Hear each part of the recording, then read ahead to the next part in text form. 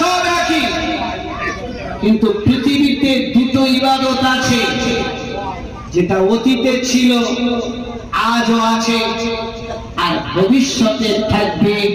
সেই দুটো ইবাদতের একটা হলো ঈমান, আর দ্বিতীয় হলো সালাম। সকলে বলুন সুবহানাল্লাহ। পৃথিবীর সর্বপ্রথম শিক্ষা হলো সালাম, কিন্তু আজ মুসলমান সালাম শেখে না। মুসলমান ছেলেকে শেখায় সালামের পরিবর্তে tata bye tata bye bye বলে, যেন আধুনিক মনে হয়, মডেল মনে হয়। অথচ মুসলমান জানে না যে সালাম এমন একটা শিক্ষা, যে শিক্ষা হযরত আদমকে আল্লাহ রাব্বুল আলামিন প্রথম দিয়েছিলেন। সকলে বলুন সুবহানাল্লাহ।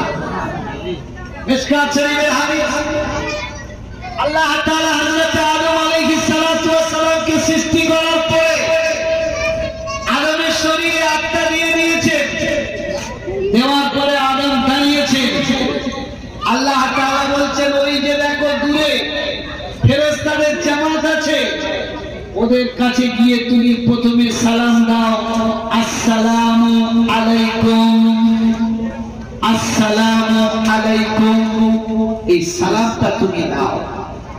হযরত আদম বলছেন, আমি যদি সালাম দিই কি হবে?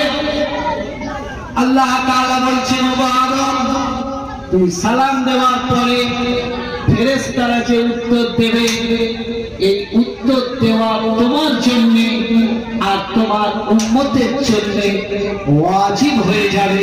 সকলে বলুন সুবহানাল্লাহ।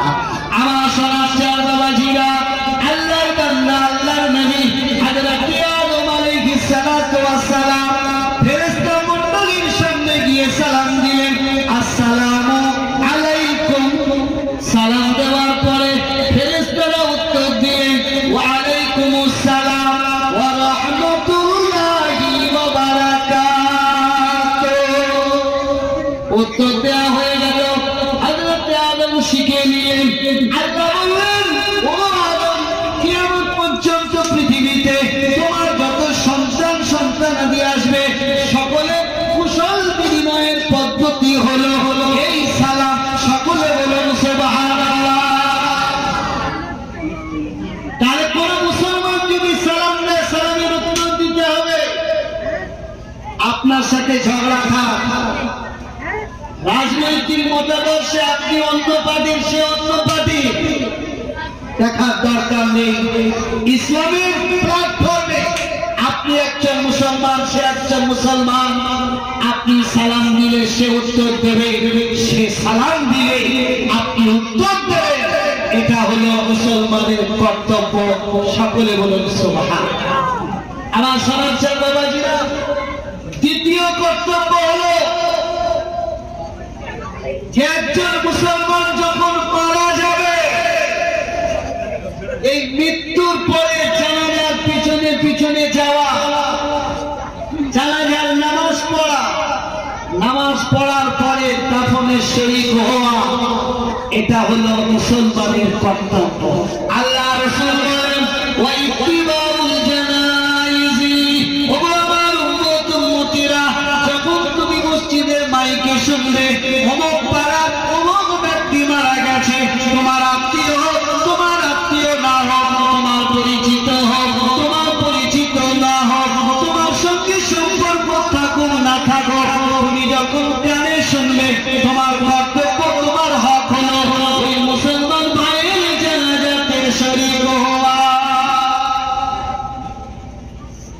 আপনি যদি জানাজাতে শরীক হন, কত নেকি পাবেন জানেন? কি বাবাজি, কত নেকি পাবেন? আজ আমরা বাড়িতে বসে যাচ্ছি, বাড়িতে শুয়ে রয়েছি, কাজ করছি, পাড়ার মাইয়েতের জানাজা হয়ে গেল, খবর পাওয়ার সত্ত্বেও আমরা এলাম না। যারা আসে না তাদের মতো কপাল পড়া আর হতভাগা মানুষ পৃথিবীতে নেই। আমার সোনার বাবাজিরা, আল্লাহর পেয়ারা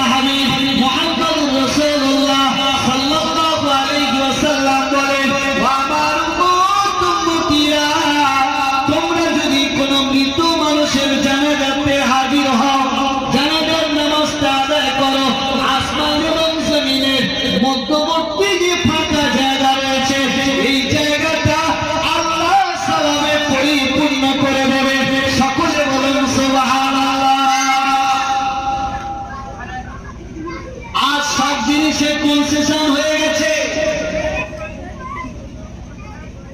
কি ভাই কনসেশন হয়েছে না হয়নি? মুসলমানকে জিজ্ঞেস করুন জুমার দিন কত রাকাত নামাজ, মুসলমান বলবে 20 রাকাত। কি ভাই বলে না বলে না? কিন্তু পরে কত রাকাত? পরে কত রাকাত? 2 রাকাত। সবার শেষে আসবে ইমামের পিছনে 2 রাকাত নামাজ পড়লো, কোটায় টাকা দেওয়া হলো কি হলো না, সালাম ফিরানোর সাথে সাথে পালাতে শুরু করলো। কি ভাই বলে না? মুসলমান জানে না যে জুমার দিন জুমার 2 রাকাত নামাজ পড়া ফরজ, কিন্তু 2 রাকাতের আগে 4 রাকাত হলো সুন্নতে মুআক্কাদা, না পড়লে গুনাহ হবে। জুমার ফরজ নামাজের পরে 4 রাকাত সুন্নতে মুআক্কাদা, না পড়লে গুনাহ হবে। এটা মুসলমান জানে না। 2 রাকাত পড়লো, সুন্নত না পড়ার গুনাহ মাথায় নিয়ে বাড়িতে চলে গেল। সকলে বলুন নাউজুবিল্লাহ। আমার সোনার চার বাবাজিরা, ঠিক তদ্রুপ কিছু মুসলমান আছে কনসেশন করতে করতে জানাজার নামাজটা পড়ে, কবরস্থানে গিয়ে দাফনটা করে না, দাফন করার আগে বাড়িতে চলে যায়। ভাই জানে আমার সোনার চার বাবাজিরা, আল্লাহর পেয়ারা হাবিব মুহাম্মদুর রাসূলুল্লাহ সাল্লাল্লাহু আলাইহি ওয়াসাল্লাম বলেন, ওয়া আমার উম্মতিরা কান খুলে শুনে নাও, শুনে নাও, জানাজা পড়ার পরে কবরস্থানে গিয়ে যদি তুমি তোমার ভাইয়ের দাফন কাজে শরীক হও, শুনে নাও, শুনে নাও, আসমান আর জমিনের মাঝখানে যে ফাঁকা জায়গা আছে, এই জায়গাটা আল্লাহ সওয়াবে পরিপূর্ণ করে দেবেন। সকলে বলুন সুবহানাল্লাহ। কটা হলো বাবা? 2টো। আল্লাহ রাসূল বলেন, হাক্কুল মুসলিমি আলাল মুসলিমি খামসা, রাদ্দুস সালাম ওয়া ইআদাতুল মারিদ। আল্লাহ রাসূল বলেন, ও আমার উম্মতিরা, শোনো শোনো শোনো, যখন কোন মুসলমান অসুস্থ হবে, তোমার আত্মীয় হোক অথবা আত্মীয় না হোক, তোমার পরিচিত হোক পরিচিত না হোক, তুমি যখন শুনবে একজন মুসলমান অসুস্থ অবস্থায় পড়ে রয়েছে, মুসলমানের হক হলো ওই অসুস্থ মানুষকে দেখতে যাওয়া, মুসলমানের হক হলো ওই অসুস্থ মানুষকে দেখতে যাওয়া। এটা হলো মুসলমানের কর্তব্য। সকলে বলুন সুবহানাল্লাহ। ইসলাম শিখিয়েছে সামাজিক ভ্রাতৃত্বের সেতু বন্ধন কিভাবে তৈরি হবে। আজ বিশ্বনবীর কালচার অনুযায়ী পাড়ায় যখন কেউ অসুস্থ হবে, পাড়ার সমস্ত মুসলমান যদি দেখতে যায়, খোঁজ খবর নেয়, তার মনোবল পারে। কি ভাই পারবে না? আমার আপনি যে অসুস্থ মানুষকে দেখতে গেলেন, আল্লাহর তরফ থেকে কি অফার জানেন? আর মুসলমান অফার ছাড়া কাজ করতে চায় না। মনে রিচার্জ করবে, তাতেও অফার দরকার। ঈদের সময় কাপড় জামা কিনবে, তাতেও অফার দরকার। কিন্তু আসল অফার যেখানে, মুসলমান সেখানে থাকে না। আমার সোনার চার বাবাজিরা, আল্লাহর পেয়ারা হাবিব মুহাম্মদুর রাসূলুল্লাহ সাল্লাল্লাহু আলাইহি ওয়াসাল্লাম বলেন, আমার উম্মতিরা কান খুলে শুনে নাও, শুনে নাও, যখন কোনো মানুষ অসুস্থ হবে, যখন কোনো মানুষ বিছানা শয্যা হবে, তুমি যদি তাকে সকালে দেখতে চাও, তুমি যদি তাকে সকালে দেখতে যাও, তুমি গুনাহগার হতে পারো, বেঈমানি হতে পারো, সুদখোর হতে পারো, ঘুষখোর হতে পারো, বাটপার হতে পারো, কিন্তু তুমি যখন ওই অসুস্থ মানুষকে দেখতে যাবে, সকালে যদি দেখতে যাও, আল্লাহর রহমতের 70,000 ফেরেশতা পুরো সকালটা তোমার জন্য দোয়া করতে থাকবে। আর তুমি যদি বিকালে দেখতে যাও, 70,000 ফেরেশতা তোমার জন্য রহমতের দোয়া করতে থাকবে। সকলে বলুন সুবহানাল্লাহ। কার? আরে অসুস্থ মানুষের লাভ না নিজের লাভ? আমরা আল্লাহর কাছে দোয়া করছি, রব্বানা আতিনা ফিদ দুনিয়া হাসানা। আমার বাবাজিরা, দোয়া কবুল হওয়ার যে সব, সেগুলো আমাদের ভিতরে নেই। কিন্তু আমি বলি না, আমার পাড়ার সলিমন্দি কলিমন্দি যদি অসুস্থ হয়, আমি যদি তাকে সকালে দেখতে যাই, সকাল থেকে দুপুর পর্যন্ত 70,000 ফেরেশতা আমার জন্য দোয়া করতে থাকবে। সকলে বলুন সুবহানাল্লাহ। আমার সোনার চাঁদ বাবাজিরা, আল্লাহর পেয়ারা হাবিব বলেন, ও আমার উম্মতিরা, শুনে নাও, শুনে নাও, একজন মুসলমানের অন্য মুসলমানের উপরে চতুর্থ হক হলো তাশমিতুল আতিস। কোন মুসলমানের যখন হাঁচি হবে, জোয়ান ছেলেরা দাঁড়িয়ে দাঁড়িয়ে হাসে, ভাই হাসে না, হাসে না, আবার বাচ্চারা নকল। আল্লাহ রাসূল বলছে, যখন হাঁচি হবে, যার হাঁচি হবে সে পড়বে আলহামদুলিল্লাহ। এই হাঁচির আলো শব্দ যে শুনবে, সে পড়বে ইয়াহদিকুমুল্লাহ। ইয়াহদিকুমুল্লাহ উত্তর যখন দেবে, যার হাঁচি হলো, সে প্রতি উত্তরে বলবে ইয়ারহামুকাল্লাহ। সকলে বলুন সুবহানাল্লাহ। হাঁচি হলো, হাঁচির সময় শরীর হালকা হয়, সে প্রশংসা করবে আলহামদুলিল্লাহ। সমস্ত প্রশংসা আল্লাহর জন্য। হাঁচির আওয়াজ যে শুনবে, সে দোয়া করবে ইয়ারহামুকাল্লাহ, আল্লাহ তোমার উপরে রহম করো। যার হাঁচি হলো, সে প্রতি উত্তরে দোয়া দেবে ইয়াহদিকুমুল্লাহ। ও আল্লাহর বান্দা, তুমি আমার জন্য রহমতের দোয়া করেছো, আমি তোমার জন্য দোয়া করছি, আল্লাহ যেন তোমাকে সঠিক পথে পরিচালিত করে। সকলে বলুন সুবহানাল্লাহ। আমার সোনার চাঁদ বাবাজিরা, পঞ্চম পরিশিষ্ট হলো ইজাবাতুদ দাওয়া। আল্লাহ রাসূল বলেন, যখন কোন মানুষ দাওয়াত করবে, ওই দাওয়াতটা কবুল করা হলো মুসলমানের হক, মুসলমানের কর্তব্য। আল্লাহ রাসূলকে ইহুদি মেয়ে ছেলে দাওয়াত করেছে, কি ভাই মনে আছে? ইহুদি মেয়ে ছেলে যায়নাব দাওয়াত করেছে। বিশ্বনবী মুহাম্মদ রাসূলুল্লাহ সাল্লাল্লাহু আলাইহি ওয়াসাল্লাম দাওয়াত কবুল করেছেন নির্দিষ্ট সময়ে। কিছু সাহাবায়ে কেরামকে সঙ্গে নিয়ে পৌঁছে গেছে। দস্তরখান বিছানো হলো, হুজুরের সামনে রুটি আর গোশতের শোরবা রাখা হয়েছে।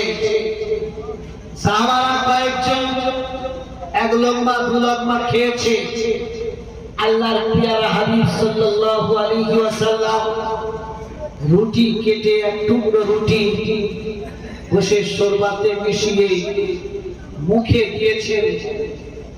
দেওয়ার পরে আল্লাহর ফেরেশতা হযরতে জিবরিল আমিন এসে বলছেন, ইয়া রাসূলুল্লাহ, ইয়া হাবিবাল্লাহ, ওই গোশত মাখানো রুটি আপনি খাবেন না, কারণ ওতে বিষ মাখানো আছে।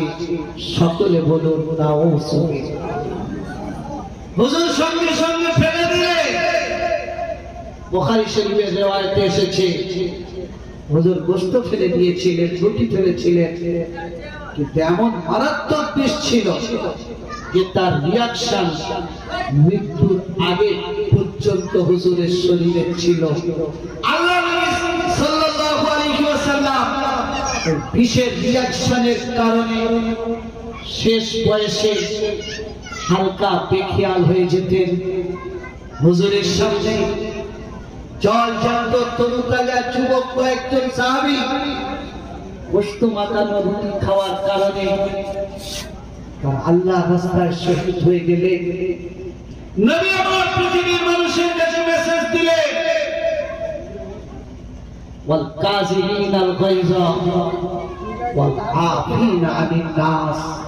ও পৃথিবীর মানুষ, মুসলমানের আদর্শ হলো রাগকে হজম করা, মানুষকে ক্ষমা করে দেওয়া, আল্লাহ রাসূল ভারাক্রান্ত অন্তর নিয়ে ওই ইহুদি মহিলাকে জিজ্ঞাসা করছেন, জানাও কি উদ্দেশ্যে তুমি বিষের সাথে গোস্তের সাথে বিষ মাখিয়েছো? বিষ মাখানো রুটি আমাদের খেতে দাওয়াত করেছো, তোমার উদ্দেশ্য কি বলো? ইহুদি মেয়ে ছেলে বলছে, ওগো মুহাম্মদ বিন আব্দুল্লাহ, আমার উদ্দেশ্য দুটো। এক নম্বর, তুমি যদি সত্যিকারের নবী হও, আল্লাহ যদি তোমাকে প্রকৃত নবী বানিয়ে থাকে, তুমি যদি আল্লাহ প্রদত্ত রাসূল হও, পৃথিবীর এই বিষ তোমাকে ক্ষতি করতে পারবে না, মানতে পারবে না। আর যদি মিথ্যা নবী হও, এই বিষ মাখানো রুটি খাওয়ার পরে তুমি মারা যাবে। আমি নবী, আমরা ইহুদিরা তোমার হাত থেকে বেঁচে যাব। সকলে বলুন নাউজুবিল্লাহ। আমার সোনার বাবাজিরা, আল্লাহর পেয়ারা হাবিব মুহাম্মদুর রাসূলুল্লাহ সাল্লাল্লাহু আলাইহি ওয়াসাল্লাম হাসি মুখে সহ্য করেছেন ইহুদিদের দেওয়া কষ্ট, ইহুদিদের দেওয়া অত্যাচার। আল্লাহ রাসূল সহ্য করেছেন। সহ্য করার সত্ত্বেও আল্লাহ রাসূল ইহুদিদের সাথে কখনো দুর্ব্যবহার করেননি, কখনো দুর্ব্যবহার করেননি। আল্লাহ রাসূল সাল্লাল্লাহু আলাইহি ওয়াসাল্লাম মদিনায় হিজরত করে এসেছেন। হিজরত করে আসার পরে ইহুদিরা পরামর্শ করছে যে দেখ, ইসলামের নবীকে ঠকাতে হবে, তাহলে তা না হলে ওর হাত থেকে আমরা বাঁচতে পারবো না। ইহুদিরা ওদের বড় আলেম ছিল আব্দুল্লাহ বিন সালাম, তার কাছে গিয়ে বলছে, আব্দুল্লাহ বিন সালামের কাজ করো, কিছু প্রশ্ন জোগাড় করো, এমন তার ভাঙা প্রশ্ন করা হবে ইসলামের নবী যেন পশ্চিমকালে উত্তর দিতে না পারে। কি ভাই, আমাদের দেশে হয় না? অনেক সময় বক্তা নিয়ে আসা হয়, আর সময় নষ্ট করার জন্য এমন প্রশ্ন দেওয়া হয় যে প্রশ্ন শোনার পরে বক্তার মাথা গরম হয়ে যায়, সময়টা ওর পিছনে বের হয়ে যায়। আমার সোনার বাবাজিরা, ইহুদি আলেম আব্দুল্লাহ বিন সালাম তৈরি হয়ে গেল। ইহুদিদের বিশাল দলবল নিয়ে এসে আল্লাহ রাসূলের মজলিসে এলেন। আল্লাহ রাসূল সসম্মানে বসতে দিলেন। আব্দুল্লাহ বিন সালাম বলছে, ওগো ইসলামের নবী, আমি তোমার কাছে তিনটে প্রশ্ন করব, এই তিনটে প্রশ্নের উত্তর যদি দাও আমরা সকলে ইসলাম কবুল করব। আর তিনটে প্রশ্নের উত্তর যদি না দাও আমরা ভাববো তুমি মিথ্যা নবী, তুমি কাযিব নবী, তুমি বানানো নবী, আল্লাহর পাঠানো নবী না। আল্লাহ রাসূল মৃদু স্বরে বললেন, আব্দুল্লাহ বিন সালাম, কি প্রশ্ন করবে করো, আল্লাহ যদি চায় তার উত্তর দেব। সকলে বলুন সুবহানাল্লাহ। এই হলো ইসলামিক কালচার। মুসলমান কখনো ভবিষ্যতের কথা দৃঢ়তার সঙ্গে বলতে পারে না। আমার বাবাজিরা, আব্দুল্লাহ বিন সালাম উত্তর প্রশ্ন করলেন, ও মুহাম্মদ বিন আব্দুল্লাহ, তুমি বলো, জান্নাতীরা জান্নাতে যাওয়ার পরে জান্নাতীদের প্রথম খোরাক, প্রথম খাদ্য কি হবে? এই প্রশ্নের উত্তর নবী ছাড়া কেউ দিতে পারবে না। আল্লাহ রাসূল বললেন, তোমার দ্বিতীয় প্রশ্ন বলো। আব্দুল্লাহ বিন সালাম বলছেন, আমার দ্বিতীয় প্রশ্ন, এমন নিদর্শনের কথা বলো যে নিদর্শন দেখার পরে মানুষ নিশ্চিত হবে যে আর কিয়ামতের খুব বেশি দিন বাকি নেই, কিয়ামত নিকটস্থ। আল্লাহ রাসূল বললেন, তৃতীয় প্রশ্ন বলো। আব্দুল্লাহ বিন সালাম বললেন, আমার তৃতীয় প্রশ্ন হলো, আমি আপনার কাছে জানতে চাই, স্বামী স্ত্রীর মিলনের পরে বাচ্চা হয়, এই বাচ্চা কখনো মায়ের মতো দেখতে হয়, কখনো পিতার মতো দেখতে হয়। কি ভাই, হয় না? হয় না? কোন ছেলে দেখবেন একেবারে মায়ের টু কপি, আবার কোন ছেলের রং গঠন এমন মায়ের সঙ্গে মেলে না, বাপের সাথে মেলে। কি ভাই মেলে না? মেলে না। হযরত হাসান রাদিয়াল্লাহু তাআলা আনহু আল্লাহ রাসূলের সাদৃশ্য ছিলেন, হযরত হুসাইন আল্লাহ রাসূলের মতো দেখতে ছিলেন। তো যাই হোক, এই তিনটে প্রশ্ন শোনার পরে আল্লাহ রাসূল চুপচাপ রয়েছে, কারণ নবীর আদর্শ ছিল যে ওহী ব্যতীত আল্লাহ রাসূল কোনো কথা বলতেন না। আর পৃথিবীর মুসলমান ধ্বংস হচ্ছে বুঝের জন্য। মুসলমানদের ফতোয়া বিভাগ মাদ্রাসায় নেই, মুসলমানের ফতোয়া বিভাগ হলো এখন চায়ের দোকান। কি ভাই ঠিক বলছি না? মুসলমানের ফতোয়া বিভাগ হলো পাড়ার মাছা, 10 জন 20 জন লোক জড়ো হলো, নানা ধরনের ফতোয়ার কথা হয়।